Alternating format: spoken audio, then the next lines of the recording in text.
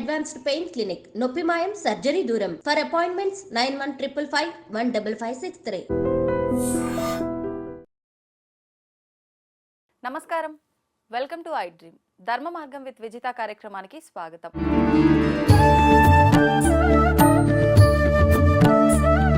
ప్రస్తుతం మనతో పాటు ఉన్నారు sun spiritual society founder, vegetable therapist Vikramaditya garu. ఇప్పుడు వారితో మాట్లాడి మరిన్ని విషయాలు తెలుసుకుందాం. నమస్తే అండి. సూర్యోస్మితల్లి, ఎలా ఉన్నారు? సూపర్. అసలు అడగొద్ది ఈ క్వశ్చన్ నేను మిమ్మల్ని. మీ దగ్గర నుంచి ఆ టిప్స్ తీసుకొని మేము ఫాలో అయ్యి మేము కూడా అలా ఉండాలి తప్ప మిమ్మల్ని అడగకూడదు అసలు. అంటే ఇప్పుడు ఒక మనిషిని పలకరించడానికి ఒక మంచిది అంటే ఎలా ఉన్నారు అనేది పలకరింపుగా కానీ అంటే నేను కనిపిస్తూ ఉంటాను. అవును, నా నోటి నుంచి వచ్చేది ఎప్పుడు కూడా సూపరే. అవును, అంటే నేను చాలా ఆరోగ్యంగా ఉన్నారు అనేది కనిపిస్తూ ఉంటాను. అయితే టాపిక్ ఏంటంటే ఆరోగ్యానికి సంబంధించి. ఇప్పుడు మనకు ఆరోగ్య ప్రదాత సూర్య భగవానుడు అంటారు. మరి ప్రత్యేకించి సూర్య భగవాను ఆరాధించాలి అని అంటే భాను సప్తమి రోజు ఆరాధిస్తుంటారు అని చెప్పి అంటుంటారు. అంటే ప్రతి ఆదివారాలు ఆయనకు చేయాల్సిన విధి విధానాలు చేస్తున్నా ప్రత్యేకించి ఆదివారం సప్తమి కూడుకున్న రోజు కనుక వస్తే భాను సప్తమి అని చెప్పి ఆ రోజు సూర్యుని ఆరాధించాలని చెప్పి చెప్తూ ఉంటారు. మరి ఈ మార్గశిర మాసంలో వచ్చే భాను సప్తమికి మనం ఎటువంటి విధి విధానాలు ఆచరిస్తే ఆయన అనుగ్రహం అనేది మనందరిపైన ఉంటుందంటారు? మార్గశిర మాసం ఇప్పుడు ఇంకొకటి ఏంటంటే ధనుర్మాసం కూడా 16వ తారీఖున ధనుర్ సంక్రమణం జరిగింది. అంటే ప్రతి నెలకి కూడా మనకి 2 మాసాలు ఉంటాయి. ఒకటి చాంద్రమానాన్ని అనుసరించి, ఇంకొకటి సౌరమానాన్ని, సూర్య సంచారాన్ని బట్టి ఇవి 2 జరుగుతుంటాయి. ఇక్కడ అంటే మిగతా మాసాలకి ఎలా ఉన్నా ధనుర్ సంక్రమణం జరిగిన తర్వాత నెలగంట పట్టడం ధనుర్మాసము అనేది కూడా ప్రాశస్త్యంలోకి ఉంటుంది. ఇక్కడ సూర్యుడిని ఆయన పేరు విష్ణువు. ఈ మాసంలో మా ధనుసు రాశిలో సంచారం చేసే సమయంలో ఆయన్ని సూర్యుడిని విష్ణువుగా అంటే వ్యాప్తి చెందేవాడుగా ఆరాధిస్తూ ఉంటాం. చాలా విశేషమైన అనమాట. అంటే మార్గశీర్షం విశేషం విష్ణు ప్రీతి. సహజంగానే ఆయన విష్ణు. ఇందులో సూర్యుడు ఆ నామధేయం కూడా అయింది. అంటే సహజంగా యావత్ ప్రపంచము మనకి మిగతా ఇప్పుడు విష్ణుమూర్తి ఎలా ఉంటాడమ్మా? విష్ణుమూర్తిని నేను అడిగాను మిమ్మల్ని, విష్ణుమూర్తి ఎలా ఉంటాడు తల్లి అంటే ఏం చెప్తారు వర్ణన? పాము పైన పడుకొని ఉంటారు, అలా ఉంటారు. లేదు మీకు దర్శనం ఇస్తున్నారు, ఎలా ఇస్తారు? అష్టభుజాలతోటి, శంకు చక్రాలతోటి, కిరీటంతో ఆయన మీకు దర్శనం. విష్ణుమూర్తి అనగానే మనకు గుర్తొచ్చేది కదా. ఇప్పుడు అది అలంకారప్రాయంగా మనం మాట్లాడుకుందాం. చూపించగలవా విష్ణుమూర్తిని?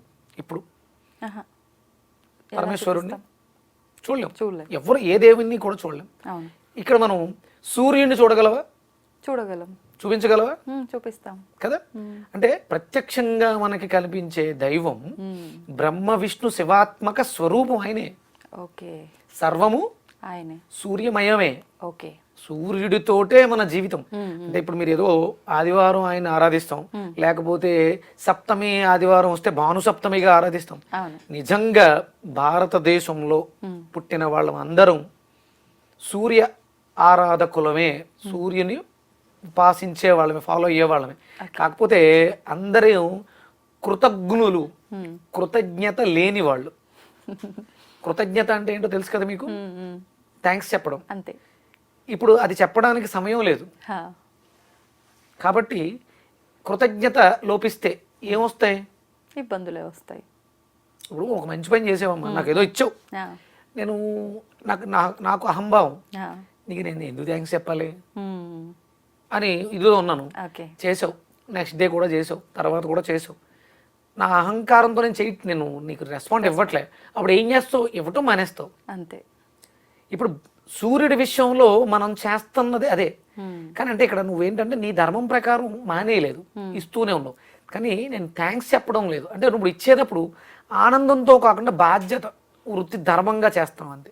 ఆయన తన ధర్మం ప్రకారం సూర్యోదయ సూర్యాస్తమయాలు ఆయన చేసుకుంటూ వెళ్ళిపోతాడు. కృతజ్ఞత చెబితే నువ్వు ఇస్తున్నావు, ఆయన సంతోషిస్తాడు. నీ వృత్తి ధర్మం ప్రకారం నువ్వు నాకు ఇస్తూ ఉన్నావు, నేను థ్యాంక్స్ చెప్పాను అనుకో, మన ఇద్దరి మధ్య సత్సంబంధాలు బాగుంటాయి. ఒకవేళ అవకాశం ఉంది, ఇవాళ 100 ఇస్తున్నావు, కొంచెం ఎక్కడో అవకాశం ఉంది, ఇంకొక 10 ఎక్కువ ఇస్తావు, కృతజ్ఞత చెప్తున్నావు. వీడికి అహంకారం ఎక్కువ, వీడికి రెగ్యులర్గా మనం చేసే పని చేస్తున్నా వీడి దానికి ఈ తిరిగి Respond అవ్వట్లేదు. అవ్వట్లేదు కాబట్టి వీడికి ఎందుకు ఇవ్వాలి, ఇంకోటికి ఎవరికైనా ఇద్దాం. ఎవడైతే ఇక్కడ సూర్యుడి విషయంలో అదే జరుగుతుంది. కానీ ఇప్పుడు మనుషుల వరకు ఓకే ఇదంతా కృతజ్ఞత తెలుపుకోవడము, సారీలు చెప్పుకోవడము, థ్యాంక్స్ చెప్పుకోవడం, కానీ భగవంతులు కూడా అలా ఆశిస్తారా? అమ్మ భగవంతుడు ఎప్పుడు కూడా ఏది ఆశించడమ్మా. అంటే ఇక్కడ ఆశించడం అంటే ఏంటి? సూర్యుడు కృతజ్ఞత తెలియచేయటం. అంటే కృతజ్ఞత తెలియచేయటం అంటే మనం ఏమైనా ఫ్లైట్ వేసుకుని దగ్గరికి వెళ్ళి ఏమైనా టిఫిన్ పెట్టి వస్తాం కాదు కదా. అంటే బయటకు వచ్చి సూర్యోదయ సమయంలో అంటే ఆయన వస్తున్న సమయంలో ఆయనకు ఎదురుగుండా నిలబడి థ్యాంక్స్ చెప్తాం. ఇక్కడ ఈ థ్యాంక్స్ చెప్పేటప్పుడు ఆయన ఖాళీ ఊరుకుంటాడా? ఆశీర్వదిస్తారు, మళ్ళీ ఇచ్చేస్తాడు. ఇది చెయ్యమంది. అంటే కృతజ్ఞత చూపించాలి. ఆయన నువ్వు చూపించినా చూపించకపోయినా నువ్వు పీల్చే గాలి, నువ్వు చూసేటువంటి వస్తువు, నువ్వు తినే ఆహారం, A to Z ఆయన ఇస్తున్నాడు కదా. ఇస్తున్నారు. పోనీ నువ్వు థ్యాంక్స్ చెప్పట్లేదు, నీకు సమయం దొరకట్లేదు అని వదిలేస్తున్నాడు. ఇది చెప్పకపోవడం వల్ల ఏమవుతుంది? బద్దకించి 8 గంటల దాకా పడుకుని లేటుగా లేచి అగులో బగులో పరిగెట్టుకుంటూ వెళ్ళి వర్క్ ఫినిష్ చేసుకుని నైట్ లేట్గా ఇంటికి వచ్చి ఏదో తినేసి 4 మెతుకులు పడుకుని ఇది నీ జీవితం ఇలా అయిపోయిన తర్వాత లేవడానికి అవకాశం లేని స్థితిలో మంచంలో ఉంటూ హాస్పిటల్ చుట్టూ తిరుగుతూ, ఇది కృతజ్ఞత చూపించడానికి సమయం లేకపోవడం వల్ల వచ్చేటువంటి సమస్య. కోరి మనం తెచ్చుకున్నది. అంటే కృతజ్ఞత చూపించడం వల్ల ఏమొచ్చింది? మళ్ళీ లాభం వచ్చింది. ఏదైతే ఇస్తామో దాన్ని 10 పొందుతాం. ఇక్కడ అంటే మిగతా విషయాలన్నీ పక్కన పెడితే ఆయన లోక బాంధవుడు, లోక రక్షకుడు.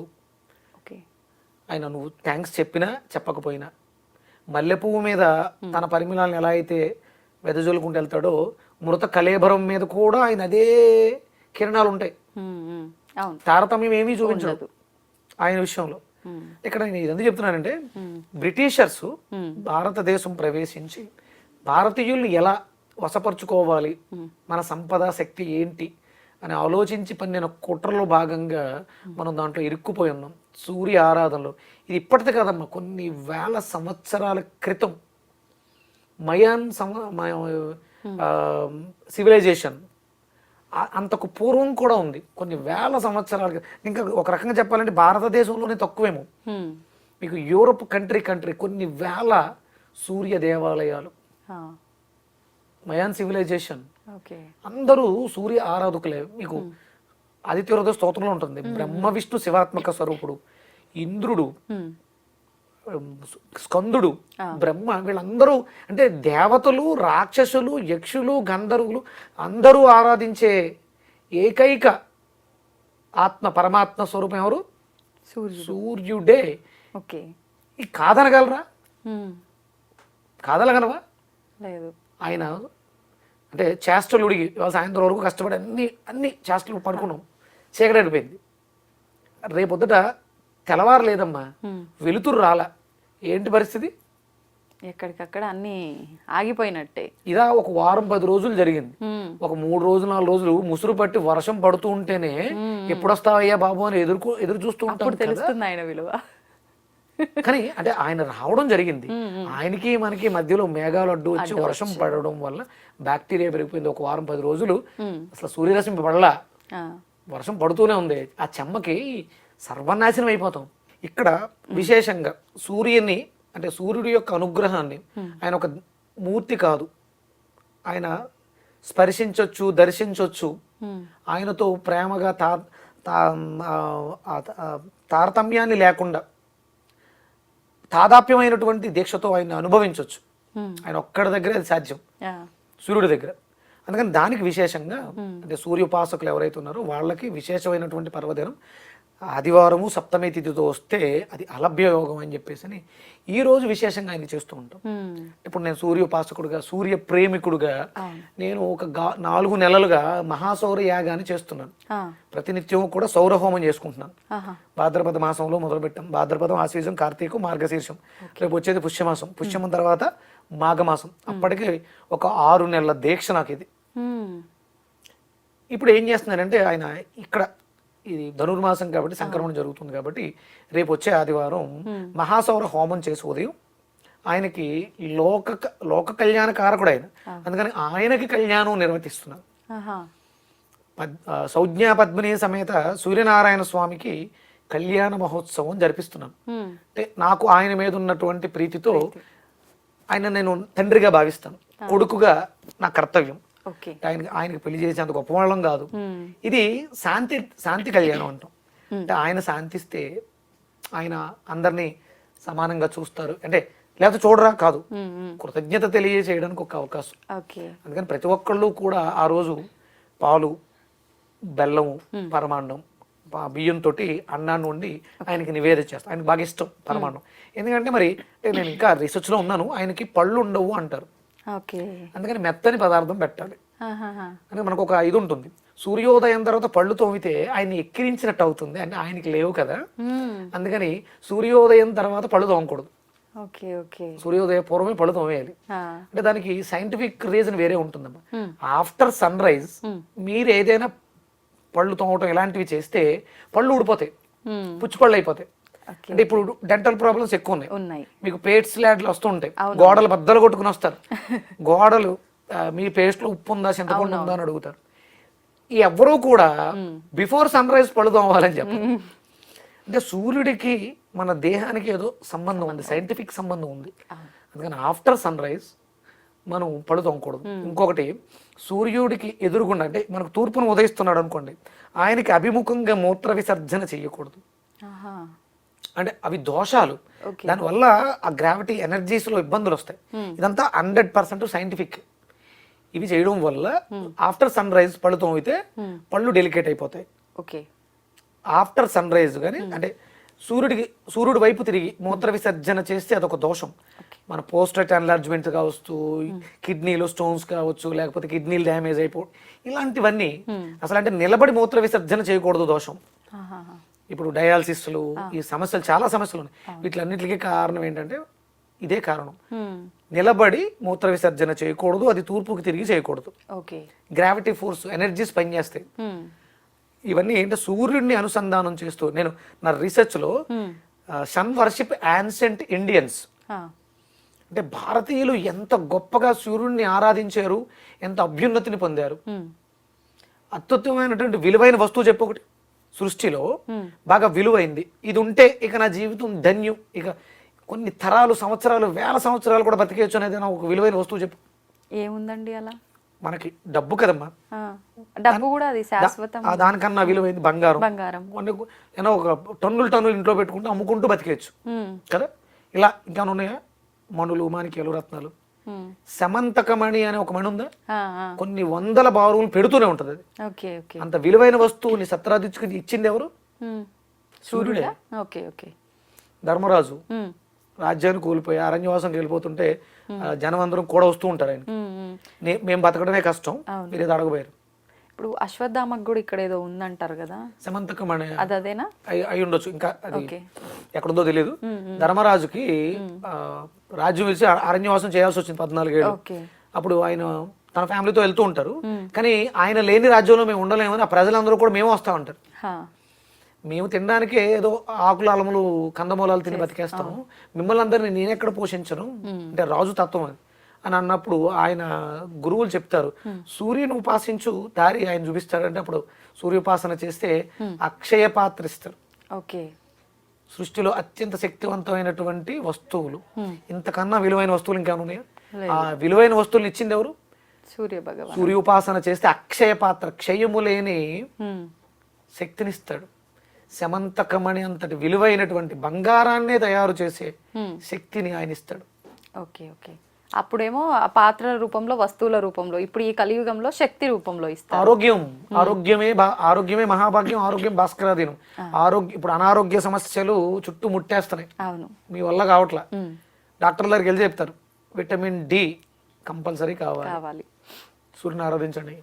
ఫ్రీగా ఇస్తున్నాడు ఆయన. మనం డబ్బాల్లో వేసి క్యాప్సుల్ తయారు చేసి సీసాల్లో పెట్టి కొనుక్కుని ఏడిసి బదులు అవి పని చేయవు, నో డౌట్ అవి పని చెయ్యవు అసలు. ఎందుకంటే సూర్యుడికి అభిముఖంగా ఉండి స్వీకరణ చేస్తే అప్పుడు మీరు ఏ మెడిసిన్స్ వేసుకున్నా పని చేస్తాయి. విటమిన్ డి అనేది చాలా ఇంపార్టెంట్.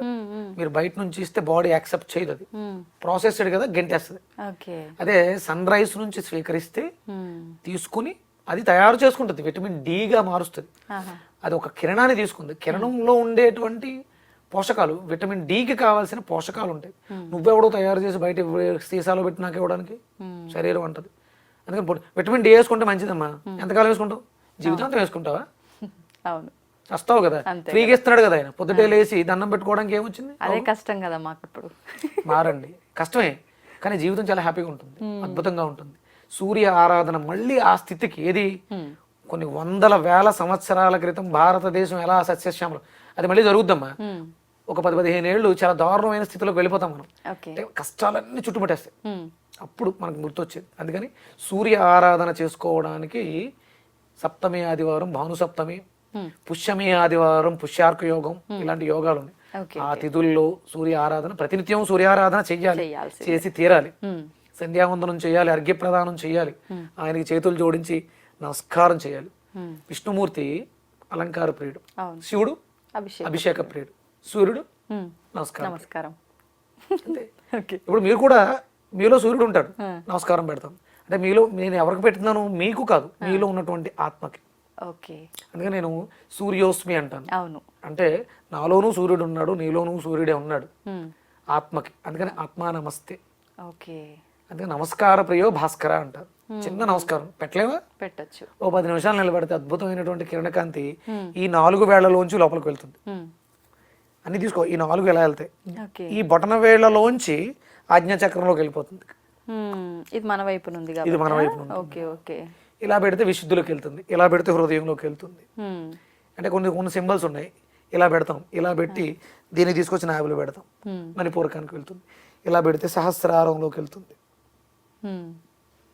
ఇంత ఈజీగా శక్తినిస్తుంటే హాస్పిటల్కి వెళ్ళి టెస్టులు చేయించుకుని సెలైన్లు పెట్టించుకుని ఆరోగ్యం కావాలా? సూర్య నమస్కారం చేయండి. ఐశ్వర్యం కావాలా? అక్షయపాత్ర కావాలా? సూర్య నమస్కారం చేయండి. అన్నిటికీ మూల ప్రదాత సూర్యుడు ఒక్కడే. సర్వం 4 వేదాలు సూర్యుడు గురించి చెప్తున్నాయి. అష్టాదశ పురాణాలు 18 పురాణాలు సూర్యుడు గురించి చెప్తాయి. ఓకే, ఇప్పుడు మీరు అన్నట్టుగా ఓన్లీ ఆ నైవేద్యం ఒక్కటి వండి దేవుడికి నివేదన చేయడంతో పాటు మంత్రం కూడా సూర్యుడికి సంబంధించింది ఏదైనా చెప్పుకునే అవకాశం? అద్భుతంగా ఉన్న మంత్రాలన్నీ ఆయనవేనమ్మా. విష్ణు సహస్రనామార్చలో ఉన్న మంత్రాలన్నీ ఆయనవే. అంటే మంత్రాలు కదా అవన్నీ, శ్లోకాలు. మంత్రాలు మనకి అద్భుతమైనటువంటి మంత్రాలు వేదం ఇస్తుంది. వేదంలో అద్భుతమైనటువంటి మంత్రాలు ఉన్నాయి. అవి మనకి చదివేంత నాలెడ్జ్ లేకపోవచ్చు, కానీ ఓం గృణి సూర్య ఆదిత్య ఓం, ఓం గృణి సూర్య ఆదిత్య ఓం. ఇంకా కొంచెం ఓపిక ఉంది. ఓం హరాం హ్రీం హ్రూం హ్రైం హ్రౌం హ్రహ సూర్యాయ నమః. మాకు ఫస్ట్ దే కావాలి. సింపుల్ గా ఉంటుంది. అంటే ఎంత చేసుకున్న వాళ్ళకి అంత. ఆయన అక్షయ పాత్రని పొందే అంత చేసుకున్నాడు, సత్రాజిత్తుడు సమంతకమణిని పొందే అంత చేసుకున్నాడు. ఆయన అవసరాలు అలా ఉన్నాయి. మనకు ఆరోగ్యం కావాలి, చేతులు నోడించి ఓం గృణి సూర్య ఆదిత్య ఓం, ఓం లేకపోతే ఓం సూర్యాయ నమః. అంటే నాకు భగవంతుడు ఇచ్చినటువంటి స్ఫురణ, సూర్య అష్టాక్షరి మంత్రాన్ని ఆయన నాకు ప్రసాదించారు. ఓం సూర్య నారాయణాయ, ఓం సూర్య నారాయణాయ. అష్ట కష్టాల నుంచి మన జాతకంలో ఉన్నటువంటి అష్టము అంటే ఆయుష్ దోషాలను కూడా తొలగించేటువంటి అద్భుతమైన శక్తివంతమైన మంత్రం సూర్య అష్టాక్షరి. ఇప్పుడు ఇది ఎవరైనా చేసుకోవచ్చా? గురువు ఉండాల్సిందేనా? అవసరం లేదు. ఇప్పుడు నేను అంటే మీరు నన్ను గురువుగా, అంటే ఇప్పుడు మీరు నాకు ఎదురుగా చెప్పారు, నేను ఒక గురువుగా భావిస్తాను, నేను చేసుకోవచ్చు. ఇప్పుడు వీడియోలో చూసే వాళ్ళకు మీరు ఎదురుగా ఉండి అలా చెప్పట్లేదు కదా. ఆయన ఎదురుగానే ఉన్నాడుగా. అంతే, నేను ఆయనకి రిప్రజెంటేటివ్. నేను గురువుని కాదు ఒరిజినల్ గా. ఆయనకి నన్ను ఒక పనికి పెట్టుకున్న పనివాడిని, ఆయన పనివాడిని. ఆయన నన్ను బాగా చూసుకుంటున్నాడు, ఆయన విషయాలు చెప్పమన్నాడు. మీరు ఆయనకి తిరబడి విక్రమాదిత్య చెప్పాడు ఓం సూర్య నారాయణ ఆయన వినండి, ఆయనలోంచి వస్తాయి. ఆయన నాకు వినిపించేలా చెప్పాడు. మనకు మామూలుగా మనకి ఓం నమో నారాయణాయ అష్టాక్షరి, ఇది నాకు ఆయన ఇచ్చారు సూర్య నారాయణాయ, సూర్య అష్టాక్షరి ఆయన ఇచ్చాడు. కనిపిస్తున్నాడు కదా, అలా చూసి సూర్యనారాయణాయ అని చెవి పెట్టండి, వినబడుతుంది. ఆయన చెవిలో ఆయన ఇస్తారు. అంటే కొన్ని నాట్లకి శ్రీ విద్యా ఉపాసనలు కొన్ని మంత్రాలు ఉంటాయి, ఉపాసనలు ఉంటాయి, అవి గురువులు ఇవ్వాలి. ఎందుకంటే వాటి వల్ల ప్రమాదాలు ఉంటాయి. ఇది మనకి ప్రమాదం కాదు, సాత్వికం. ఆయన బాగా కనిపిస్తుంటాడు. అందుకని గురువుతో పని లేదమ్మా, ఆయనే మనకి ఆది గురువు. ఈ మంత్రాలకి గురువు ఉపదేశం అక్కర్లేదు. ఇది ఎవరైనా, అది చిన్నది శ్లోకం, అది మంత్రం కూడా కాదు. మంత్రం అంటే కేవలం వేదంలో ఇచ్చినవి మాత్రమే మంత్రాలు, ఇవి మిగతావన్నీ కూడా శ్లోకాలు. పారాయణ అంతే తప్ప నామం అనొచ్చా? నామాలు నామాలు. అంతే. అందుకని ఈ మంత్రానికి ఎలాంటి ఇబ్బందులు లేవు, హ్యాపీగా అందరూ చేసుకోవచ్చు. చేసుకోవచ్చు. కానీ నమస్కారం చేయడం మాత్రం మర్చిపోవద్దు. డబ్బు కావాలా నమస్కారం చేయి, ఆరోగ్యం కావాలా నమస్కారం చేయి, తిండి కావాలా నమస్కారం చేయి. ఇంకోటి చెప్పనా, గ్యాస్ట్రిక్ ఉందా తగ్గాలా నమస్కారం చేయి. నమస్కారానికి తగ్గిపోద్దా అండి? తగ్గుద్దండి. రోజు చేసి చూడండి. సూర్యోదయ సమయంలో సూర్యుడికి ఎదురుగుండా నిలబడి నమస్కారం చేయండి. ఎన్ని రోజులు చేయాలండి అలా? 48 రోజులు మినిమం. మాకు కొంచెం ఓపికలు తక్కువ కదండి, తొందరగా అయ్యే అవకాశాలు ఏం లేవా? 48 ఎంతమ్మా? 96. 96. ఓకే, చేయండి. పెంచేశారు. కడుపు మంట కడుపులో మంట రెండూ తగ్గుతాయి. ఓ, కడుపు మంటే తగ్గాలి, అందరికీ ఉన్నది ఇదే ఇప్పుడు. ఓకే, మొత్తానికైతే మనం ఎన్ని రోజులు చేసామన్నది ఇంపార్టెంట్ కాదు, ప్రతినిత్యం చేసుకుంటూ పోతే ఇంకా మంచి ఫలితాలు. మీకు అది తగ్గాలంటే ఒక చిన్న ప్రక్రియ ఉంది. వజ్రాసనంలో కూర్చుని ఓకే, కుడి చేతి పిడికిల్ని బిగించి బొడ్డు మీద పెట్టుకోండి. బొడ్డు మీద పెట్టి ఎడం చేత్తో దాన్ని అదిమి పట్టండి. ఇలాగేనా? కుడి చేతి పిడికిలి మిగించి బొడ్డు మీద పెట్టుకుని ఎడం చేతిని పైనెట్టి అదిమి పట్టు. గాలిని పీలుస్తూ నెమ్మదిగా ఫ్రంట్ కొంగండి వజ్రాసనంలో. ఓకే, తల మోకాళ్ళ దగ్గరకు వచ్చింది కదా, ఎంత దిగితే అంత, పూర్తిగా దిగాల్సిన అవసరం లేదు, టైట్ గా ఉంటుంది. ఎందుకంటే మీరు ఇన్హేల్ చేశారు, ఉబ్బరించినట్టు ఉంటుంది. మళ్ళీ నెమ్మదిగా ఎక్సైల్ చేస్తూ విడిచిపెట్టారు. అప్పుడు పైకి వస్తూ ఉండాలా? పైకి రావాలి, పైకి ఎక్సైల్ చేస్తూ పైకి రావాలి, ఓకే, ఇన్హేల్ చేస్తూ కిందకి వెళ్ళాలి. ఇలా 9 times before food, empty stomach, okay, regular గా మీరు ఒక 21 days చేయండి. 1 week లో రిజల్ట్ ఉంటుంది, 21 days లో అద్భుతంగా క్యూర్ ఉంటుంది. ఫైనాన్షియల్ బ్యాంకింగ్ పెరుగుద్ది, ఖర్చులు తగ్గుతాయి. ఎందుకంటే సూర్యుడు అద్భుతమైనటువంటి మేనేజ్మెంట్ అన్నమాట, అద్భుతంగా ఇస్తాడు. డబ్బు నిల్వలు పెరుగుతాయి, రిలేషన్స్ స్ట్రాంగ్ అవుతాయి. ఓకే, మీరు అన్నట్టు కడుపు మంట కూడా తగ్గుతుంది. కడుపులో మంట ఎలాగ తగ్గిపోతుంది అంటే 2-3 రోజులు కడుపులో మంట తగ్గిపోతే కడుపు మంట ఇవి కూడా తగ్గిపోతాయి. ఏమో అండి, ఏం తగ్గుద్దో ఏమో మీరు చెప్తున్నారు, కానీ పక్కన వాళ్ళు ఎదుగుతున్నంత వరకు ఆ మంట తగ్గదేమో అని అనుకుంటాం సాధారణంగా.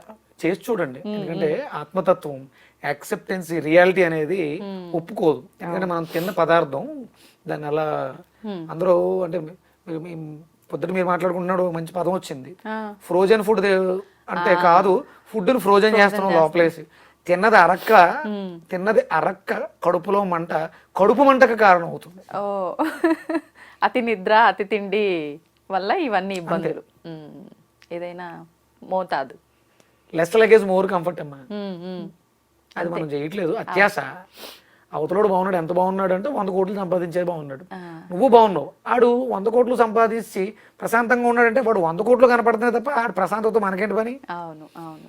మీరు 1 కోటి రూపాయలతోటో 10 లక్షలతోటో ఆరోగ్యంగా ఉన్నారు, 2 పూట్ల తింటూ కంటి నిండా నిద్రపోతూ ఉన్నారు. కాకపోతే ఆడు ఎదిగిపోయాడు, 100 కోట్లు సంపాదించాడు అనేది నిద్ర పట్టనివ్వట్లేదు తప్ప మీరే బాగున్నారు. వాడు ఆ 100కి ఎన్ని తంటాలు పడుతూ ఉంటాడు, అది మనకు అక్కర్లేదు. దాన్ని తెలిసేలా చేస్తుంది రియాలిటీలో.